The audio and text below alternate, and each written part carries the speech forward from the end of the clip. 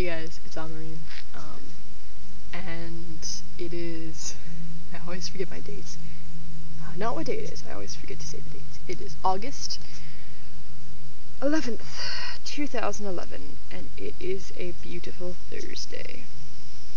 I have to go to work today, which makes it seem slightly less beautiful, but that's okay. Alright, so, as you can tell, this is my awesome haircut. I promised you guys a lovely video in which I wrapped up the whole hair saga and talked about all the feelings that I feel inside about my hair. And honestly, I don't think I've ever had so many feelings about my hair in my life. And I will probably watch it with a interested eye after this, but not have so many feelings inside anymore. I'll probably go back to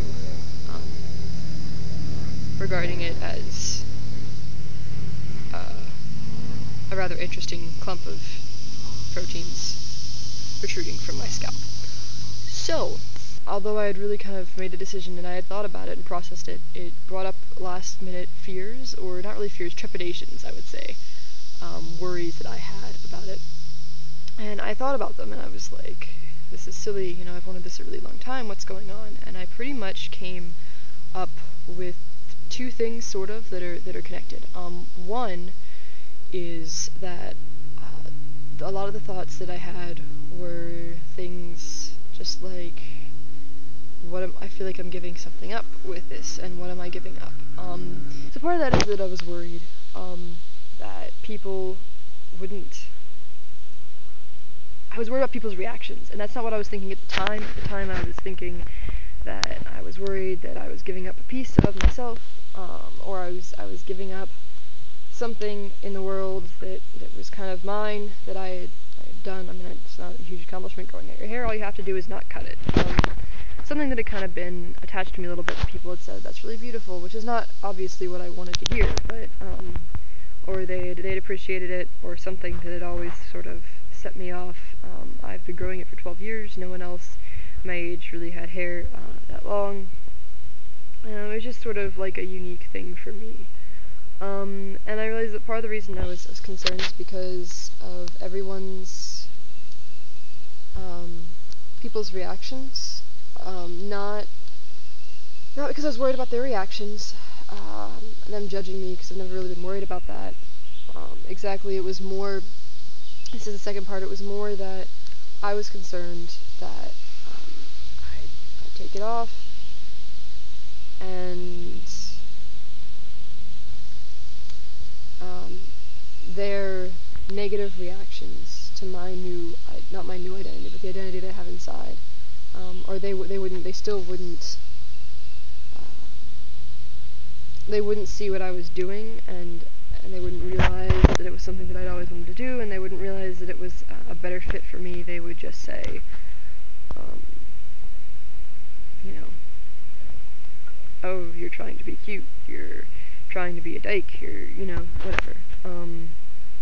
And I didn't really want to deal with that, and at that point I was like, hey, suck it up, and realize that people are gonna say and think whatever. You can try to explain it to them, and whatever, you know what, just that I needed to make my own choices, and that I needed to do what I wanted to do, and focus on what I wanted to do, and not feel guilty. I wasn't gonna feel guilt about this. I wasn't gonna feel like, you know, I was taking anything away from myself or anyone else. I was gonna realize that it was a choice that I was making, and I was happy about making it, and so far that's worked out really well. The other thing that I thought kind of last minute was that I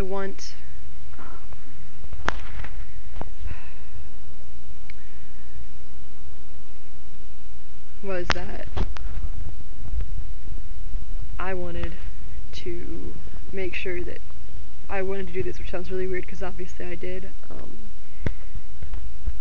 but I wanted to make sure that it wasn't, you know, something that wasn't me, that I myself was, besides what the people would think. I was truly worried that I was doing it just to pass, just to, you know, be a guy, whatever, be a guy, just to, like, you know, follow that path, and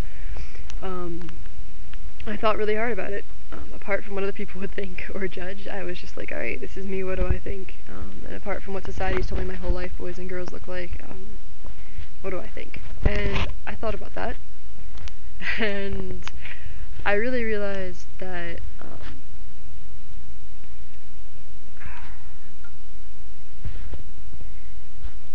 well, I'll tell you the story. I got up at 9 o'clock in the morning yesterday.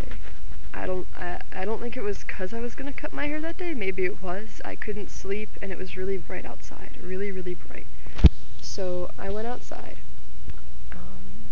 and I just, if you can't tell, I'm in a different place today because it's super sunny where I usually film, and I would be glowing again, and I wouldn't be able to see the camera. It's so sunny. So I'm under a tree now, but I live in the woods, not like in the sticks. I just, like, in our neighborhood, the houses are all nicely spaced apart, so there's a nice kind of area of trees around each house for the most part. I just went outside on the back porch, and I just stood there, and enjoyed the feeling of the breeze in my hair and everything, and just kind of, you know, sometimes it helps me to just go out and isolate myself from everything and just sort of think, so I did that a little bit. A quote from Shakespeare came into my head, because I was tired, very tired, and because it was really, really sunny, and that's from Hamlet. And there's one point at which Hamlet is kind of doing this double, everything he says has meaning, and he's, most people are familiar with this, but if you're not, he's pretending he's mad, but everything he says has a double meaning, and he says, "Not so, my lord, for I am too much in the sun." Which has always been sort of a significant quote that stuck with me, and for me it was that he was too much under scrutiny, he was too much in the daylight, and he was too much exposed to be able to show his true self. He needed a mask to do what he needed to do because he was in the society's daylight too much to get at the truth of things.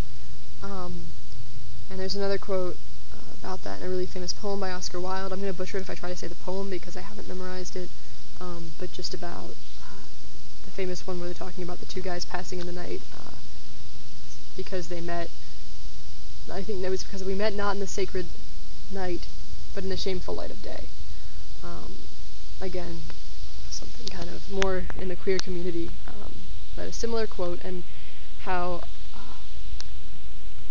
I had used my hair as something for myself, not just to shield myself from presenting as a man and being, you know, people not getting that, so I could sort of safeguard my identity as I grew up in the area in which I live, but also something that I had said, I'm not seen as who I am, and I have to work extra hard to be seen as who I am, because I can't just cut my hair, I can't just go out without a shirt on, I can't do those normal things and be seen as the man that I am.